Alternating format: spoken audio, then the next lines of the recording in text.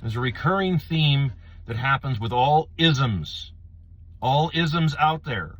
I don't care if you're talking about corporatism, capitalism, socialism, democratic socialism, national socialism, communism, fascism, it doesn't matter. Any of the isms that are out there, Marxism, all of them, they all have one thing in common, if you notice, and that is central banking. A handful of people who control the money, and somehow they end up owning everything, right? Well, this is because you're not supposed to have that in the U.S. So I'm talking to Americans, and you're not supposed to have that in the U.S.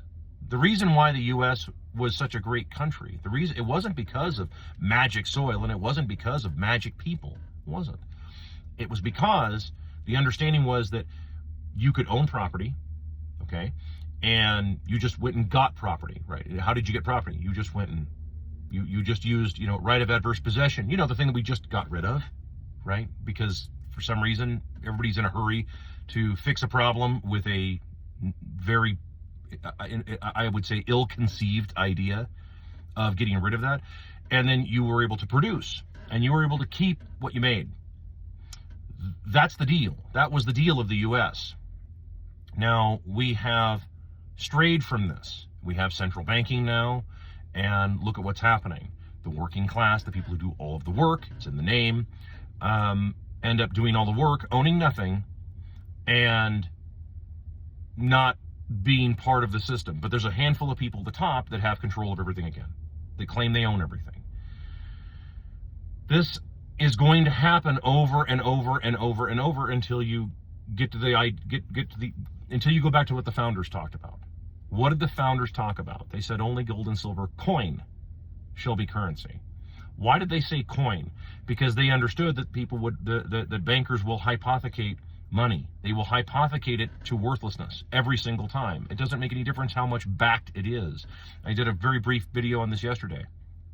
But this is important that you understand this. You have to start demanding, I don't care who you are, you have to start demanding to be paid in hard currency. I don't care what hard currency you pick. Pick a hard currency. It doesn't make any difference. All a hard currency is something that can't be conjured from nothing. It can't be printed from nothing. It can't be just, it can't just sort of appear. It can't be fiat. Fiat comes from the Latin. It means let it be so, or let it be. It can't be that. Anything but that. And if you watch what happens, the working class will begin to start owning everything again very rapidly, because they're the working class. They're the ones that are doing all the work. They will very rapidly take back their country. You're trying to get the idea of getting good money to chase bad money out. This has never happened without a major collapse. It hasn't. It is not that I've ever seen. I've never seen anywhere in history where good money chases bad money out, because bad money fuels delusions. I talk about this ad nauseum, but that's exactly what happens. It fuels delusions. It fuels all this madness that you're seeing right now. We have a whole bunch of people we're graduating more people from colleges than probably ever, right?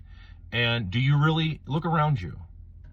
Do you really believe that people's IQs are getting higher? Do you really believe people are getting smarter? Do you really believe people are getting more adept at everything? No.